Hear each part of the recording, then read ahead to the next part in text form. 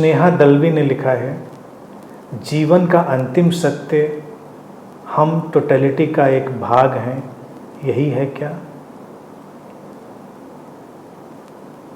बिल्कुल ठीक पकड़ा है स्नेहा, यही है।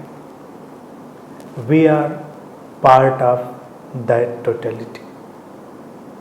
उस परिपूर्णता का एक हिस्सा है, और वो परिपूर्ण हमसे अलग होकर हो भी कहाँ सकता है। हम हैं, इसीलिए वो परिपूर्ण भी है। हम जुड़े हुए हैं उस समग्रता के साथ, इसीलिए हमारा होना भी बहुत महत्वपूर्ण है। हमारा होना भी मिरेकुलस है। जिसको ये बात समझ में आ गई, वो रियल सेंस में प्रेयर में चला गया।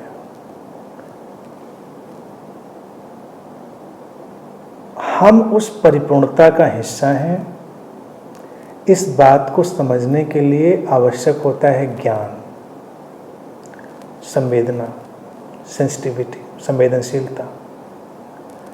और जब ये ज्ञान हमारे भीतर रच बस जाता है कि हम उस परिपूर्णता के ही हिस्से हैं, हमारे साथ ही वो परिपूर्ण है, हमारे होने के साथ वो परिपूर्णता परिपूर्ण है, तब ये बन जाती है भक्ति। तो कोई अगर ये सोचता है कि भक्ति और ज्ञान अलग हैं, तो ये उनका भ्रम है। ज्ञान से भक्ति निकलती है, और भक्ति से भी ज्ञान निकल सकता है। यानी कि कोई उस परिपूर्णता में इस तरह रच बस गया कि उसको एक दिन ये अवेकनिंग आ गई कि कहाँ कुछ अलग है।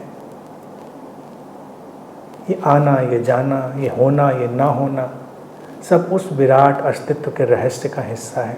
हम नहीं जानते कि वो रहस्य क्या है। वो अनाम है, अरूप है,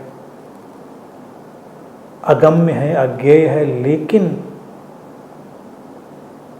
हमने उसके होने को जाना है, क्योंकि अपने होने को जाना है। इसीलिए इस ज्ञान के आसमान में ही भक्ति का चंद्रमा चमक उठता है। और कभी कभी भक्ति के वृक्ष पर ज्ञान के फूल खिलाते हैं। कैसे चलेंगे हम, हमारे ऊपर निर्भर करता है।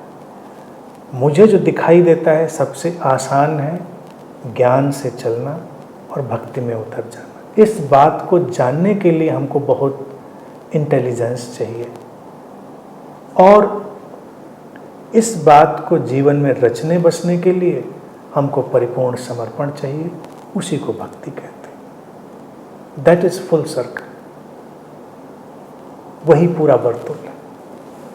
ठीक है, आज के लिए इतनी